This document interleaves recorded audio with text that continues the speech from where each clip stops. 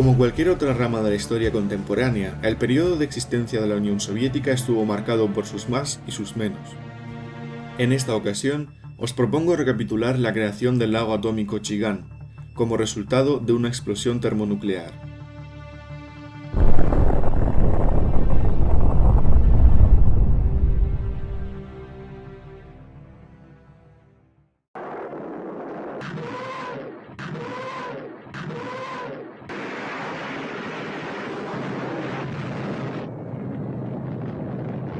La capitulación incondicional de la Alemania nazi no fue el fin de la Segunda Guerra Mundial. Un ejército de millones de soldados japoneses amenazaban a la Unión Soviética en Oriente. Solo la completa destrucción de las tropas japonesas en Manchuria daría a los diplomáticos socialistas la capacidad de dictar sus propias condiciones a los aliados en el mundo de posguerra. Pero en agosto de 1945, los Estados Unidos de América, por primera vez en la historia de la humanidad, habían utilizado armas nucleares y borraron de la faz de la Tierra las ciudades japonesas de Hiroshima y Nagasaki. Los antiguos exaliados dieron a entender a todo el mundo sin darse con rodeos quién iba a dictar sus condiciones al resto del planeta tras acabar la guerra. Crear una bomba propia se convirtió para la URSS en una necesidad vital. Al mismo tiempo que se iniciaron las labores para la activación de la bomba, fue necesario encontrar un territorio adecuado para crear un polígono militar y realizar pruebas nucleares allí. Tras una larga búsqueda, el sitio entendido como adecuado para el primer polígono nuclear soviético fue la estepa de Semipalatinsk, en Kazajistán. Así pues, se iniciaron las labores de construcción en un país que se recuperaba de la guerra en 1947. 2 largos años, soldados y oficiales, a golpe de pala, malnutridos y viviendo en tiendas de campaña, estuvieron construyendo día y noche, bajo cualquier condición meteorológica, el polígono de pruebas nucleares. Mas los inviernos del 47 y del 48 eran muy fríos, por lo que los casos de congelación y amputación de dedos, manos o pies era bastante común. Un soldado raso describe sus memorias. Las condiciones eran atroces. Llegábamos a la nada en nuestros camiones y nos dispusimos a erigir sobre un enorme desierto una infraestructura colosal. Los recursos llegaban con cuentagotas y a menudo pasábamos hambre. Hay una frase que nunca olvidaré que describe muy bien la situación en la que nos encontrábamos. Y es que lo único que quedaba en las despensas era un poco de queso cottage, ya estropeado hace mucho, y cuando el cocinero lo sirvió mi compañero se negó a comerlo, y éste le respondió: «Bueno, si no quieres comértelo puedes saltarte el desayuno y volver para comer». Así estaban las cosas. Y así nos comimos ese queso cottage, que tenía ya unos bichitos negros por dentro, pero era lo único que teníamos para comer en ese momento. Ni a mí ni a ninguno de nosotros se nos ocurrió quejarnos abiertamente. Sabíamos la colosal importancia que tenía el proyecto para nuestro país. Trabajábamos en unas condiciones muy duras, pero sabíamos que teníamos que acabar el proyecto como de lugar. No pensaba ni en el hambre, ni en si estaba cansado o si quería dormir. Solo estábamos concentrados en terminar el proyecto. Ni una sola vez nos atrasamos en la entrega de un proyecto. Todo era altísimo secreto. No sabíamos dónde estábamos, y los nombres en clave nos hicieron pensar que estábamos cerca de Moscú. Bendita ignorancia. Razón por la cual nunca podíamos contarles a nuestras esposas o familiares lo que estábamos viviendo. Solo podíamos escribir sobre el tiempo, nuestra salud y cómo estaba todo por casa. Por supuesto, las cartas eran revisadas por las brigadas de censura militar, de modo que no podíamos compartir la carga que estábamos soportando con nadie. Más tarde, en verano de 1949, llegaron refuerzos de brigadas motorizadas y la velocidad de construcción aumentó considerablemente. La ciudad militar, que en apenas 2 años surgió de la nada, sorprendía por su profunda diferencia con respecto a cualquier otra ciudad soviética. Constantemente recibía la visita de estudiosos, científicos, militares y políticos más importantes del país. Todos ellos se encargaron de administrar el mejor equipo y materiales que tan solo se encontraban en aquella época. Se notaba que el proyecto nuclear tenía prioridad sobre cualquier otra cosa en el país.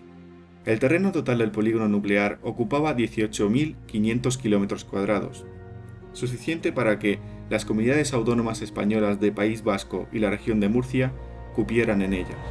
Será aquí donde se detone la primera bomba nuclear soviética. Era una mega infraestructura formidable, se construyeron puentes para carreteras y para vías férreas, casas, fábricas e incluso una estación de metro. En el sector destinado a la prueba nuclear se desplegaron aviones, tanques, potentes sistemas de artillería, vehículos agrícolas y animales para estudiar el efecto de la radiación en ellos. Se les ponían chalecos especiales diseñados al efecto, con dosímetros y toda clase de sensores, y los localizaban entre 1 y 5 kilómetros del foco de la explosión. Una de las cosas que sacó en claro aquel estudio es que no existe protección posible de la radiación gamma. La única forma de sobrevivir es o estar lejos, muy lejos, de la fuente de radiación, o salir lo más rápido que puedas del área de radiación. Así pues, y con todos los elementos de observación preparados, el 29 de agosto de 1949 detonó con éxito la primera bomba nuclear de la Unión Soviética, denominada RDS-1, y con una potencia de 22 kilotoneladas. La hegemonía nuclear de Estados Unidos había terminado.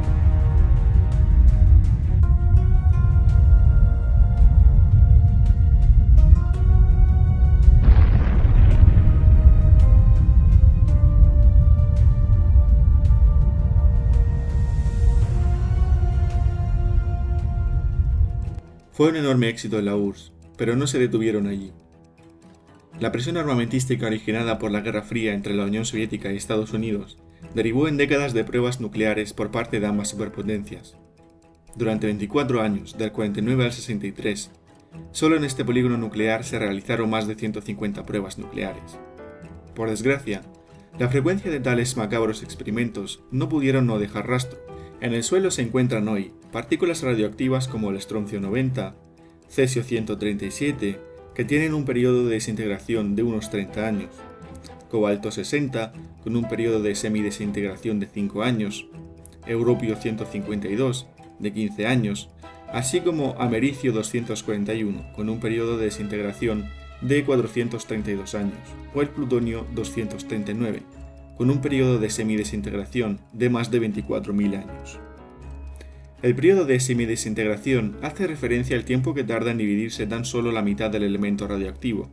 A menudo de la división resultante surge otro isótopo radioactivo. Otro problema es que la disolución es progresivamente geométrica, es decir, que la siguiente división ya no será de la mitad, sino de un cuarto, y la tercera de un octavo, pero nunca se desintegrará por completo. Tras más de 15 años estudiando el átomo hostil, los físicos nucleares soviéticos creen conocer la energía nuclear lo suficiente como para emplearla en aras del progreso civil y otros fines técnicos, y esa arrogancia les saldrá muy caro. La región social comunista de Kazajistán era en buena parte árida, y los problemas de abastecimiento de agua eran muy notorios, sobre todo para la demanda agrícola y ganadera, así como las sequías en verano. Un lago artificial, como resultado de una explosión subterránea con carga nuclear, debería dejar un cráter lo suficientemente grande como para almacenar en él ingentes cantidades de agua recogida de las precipitaciones y que permanecerían allí sin filtrarse en el suelo, porque las altas temperaturas de la explosión cristalizarían la tierra del fondo y los alrededores del cráter, como si de un cuenco se tratara. El lugar elegido para localizar uno de estos lagos artificiales por explosión nuclear, de los más de 40 que se planearon desplegar, fue Semipalatinsk, las aguas del cual estaban destinadas a consumo agrícola y ganadero, y que se encontraban, ni más ni menos, que a 2 kilómetros del área de los 18.500 kilómetros cuadrados del polígono de pruebas nucleares, donde ya en 1949 habían realizado detonaciones y pruebas con bombas nucleares. Sin ningún problema aparente, el lago atómico Chigán nació en la estepa de Kazajistán el 15 de enero de 1965. La explosión de la bomba termonuclear con una potencia de 140 kilotoneladas, esto es, cada kilotonelada equivale a 1000 toneladas de TNT, a 170 metros de profundidad, levantó del suelo 4 millones de metros cúbicos de tierra a una altura de 950 metros y originó un cráter de 100 metros de profundidad y 430 metros de diámetro. En las orillas del lago atómico cayeron tales cantidades de material radioactivo que tras 55 años desde la explosión es el sitio más contaminado del polígono y del país. Una nube de gases incandescentes se elevaron a alturas superiores a los 4.800 metros. Las corrientes de aire descargaron sobre Japón una leve carga de partículas radioactivas que se liberaron a la atmósfera como resultado de la explosión. lo que originó una crisis diplomática con Estados Unidos, pero que finalmente acabó en nada porque en aquella época no había ningún tratado internacional que prohibiese el uso de armas nucleares en el subsuelo. 50 días después de la explosión, el boquete originado en el suelo fue llenado con 100.000 metros cúbicos con las aguas del río Chigán, mediante el trabajo de excavadoras protegidas por una lámina de plomo de 5 milímetros. Por su elevada dosis radioactiva, oficialmente, las aguas de este lago nunca fueron entregadas a la población civil, pero la realidad es bien distinta. Al principio se pensaba que la operación había sido todo un éxito, más aún cuando Estados Unidos fracasó en una operación similar en 1962 en Nevada. La URSS se sentía orgullosa de este proyecto e incluso filmó una película sobre los logros del átomo pacífico y el avance tecnológico de la Unión Soviética. Se pensó que la radioactividad del agua sería mínima y no supondría una amenaza para la vida, y en cierto modo, así fue. Al aplicar una carga termonuclear en vez de una atómica, la cantidad de residuos nocivos liberados al medio ambiente era menor. Solo permanecía en el medio el 6% de los elementos radiactivos empleados en la detonación. Este hecho seguramente fue uno de los motivos principales por los que los altos mandos e intelectuales de la URSS creyeron en la viabilidad del proyecto.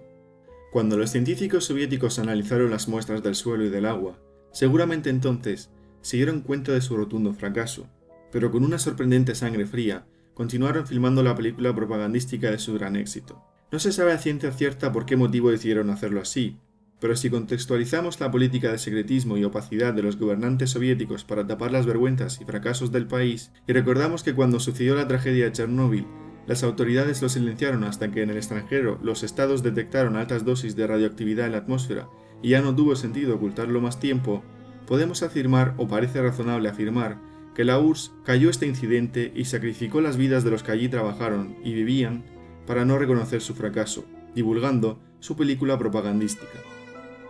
Seguramente sin sospechar nada y víctima de su propia hipocresía, el primer baño en el lago se lo dio ni más ni menos que el ministro de Producción Automovilística de la URSS.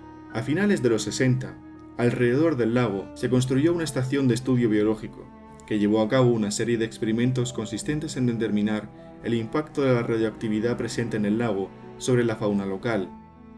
Se depositaron en el lago numerosas especies de peces, anfibios, plantas, moluscos. Casi el 90% de todos ellos murió, si bien lo hizo porque no era su ecosistema natural.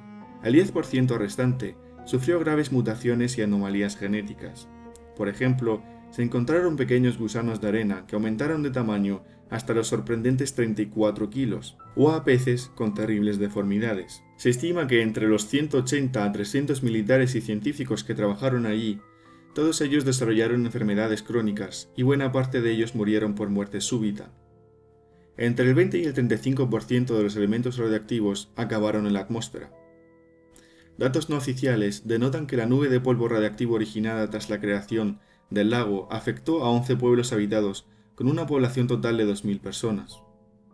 Solo los primeros 6 meses todos ellos fueron expuestos a una radiación superior a 14 rem, cuando la máxima cantidad posible al año es 0,5 rem o 5 rem en 50 años. 300 recién nacidos, de los escasos datos que se tienen, han nacido con malformidades graves, sin brazos, desfigurados y a veces ni siquiera con apariencia humana. Tras la explosión, el área del lago emitía una radiación gamma de 30 rengens por hora, y 10 días más tarde bajó a 1 rengen por hora, suficiente para matar a cualquier cosa que respire los alrededores. Los pocos animales mutantes que sobrevivieron en el lago pasaron a sus nuevas generaciones errores genéticos y mutaciones permanentes. De esta clase de estudios, como de los del polígono de pruebas nucleares y sobre todo del accidente nuclear de Chernóbil, se aprendió muchísimo sobre cómo afecta la radioactividad a los humanos y a los animales. Pero eso ya es otra historia. A finales de los 70 el Centro de Estudio Biológico cerró, y el gobierno de Kazajistán decretó esta zona como de especialmente afectada por pruebas nucleares. En el lago a día de hoy habitan algunas especies de peces, pero su consumo se desaconseja profundamente. El agua que contiene el lago es insalubre y no puede ser bebida ni empleada para regadío. El nivel de elementos radioactivos presentes en ellos supera 3 veces la máxima cantidad permitida. Actualmente, los científicos y biólogos que trabajan en la zona tienen prohibida la permanencia en el lugar por más de 7 horas consecutivas al día, debido al contacto con materiales radioactivos. Sin embargo, eso no detiene a los residentes locales, que pastorean, pescan y visitan regularmente la zona. Actualmente, fuera de todo sentido común, esta región, al igual que la de Chernóbil, ha sido decretada como zona turística por el gobierno de Kazajistán. Y con esto termino el relato por hoy. ¿Y vosotros? ¿Iríais de vacaciones al lago Chikar?